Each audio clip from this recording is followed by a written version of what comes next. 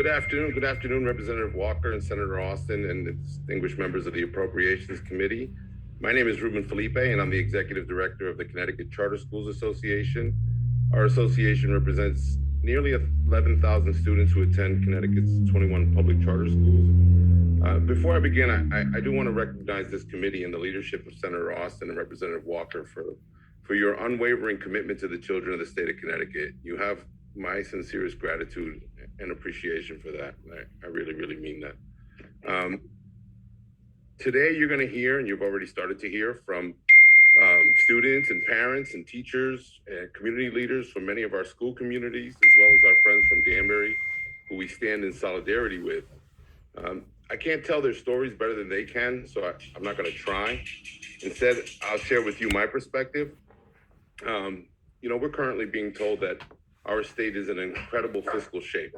We have a $3.1 billion rainy day fund. We have a $2.5 billion surplus in this year's budget and hundreds of millions of dollars in federal aid.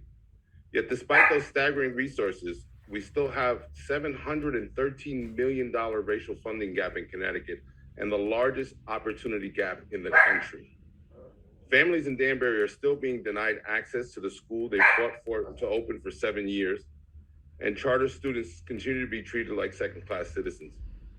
We ask you once again to act on behalf of our kids and their families to right these wrongs. We need to implement a student-centered education formula that funds kids based on their needs and not the size of their town's grand list or the type of public school they attend. We ask this for all kids, not just charter kids, because we don't subscribe to the racist, classist practice of dividing kids by the type of public school they attend. We need access for facilities fundings for public charter schools. Public charter schools are the only public schools that receive $0 in facilities funding.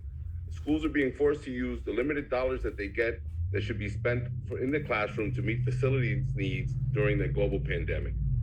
The very modest but helpful grant program at the Department of Education has been suspended since 2018. The 6 schools who were awarded grants in 2018 have still not received those dollars. One of those schools requested those funds to install an elevator to meet the needs of their disabled students, and they're still waiting.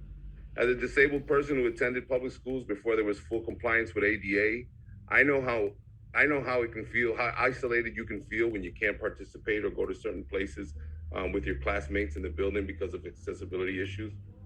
Of course, we need funding for the Danbury Charter School and the 132 additional seats approved by SDE that are not funded in this budget. To be clear, the families in Danbury who are predominantly Latino have been denied access to a State Department approved high quality public school by a small number of elites who have vested political interest in denying these kids the opportunity that their own kids get to enjoy. Please send the message to those Danbury families that we value their children's future more than the misinformed, misguided political viewpoints of those elites. And lastly, I ask you to consider that we are the message that we're sending our kids. For years, we've been told, and I've been testifying in front of this committee since when I had all brown hair, not gray hair. And for all those years, we've been told that we could not address the inequities in our communities, that we would if only we had the money and the resources to do so. Now we have enough money to level the playing field 10 times over, and the answer is still no. The message is clear. Our kids don't matter, even when every resource is available.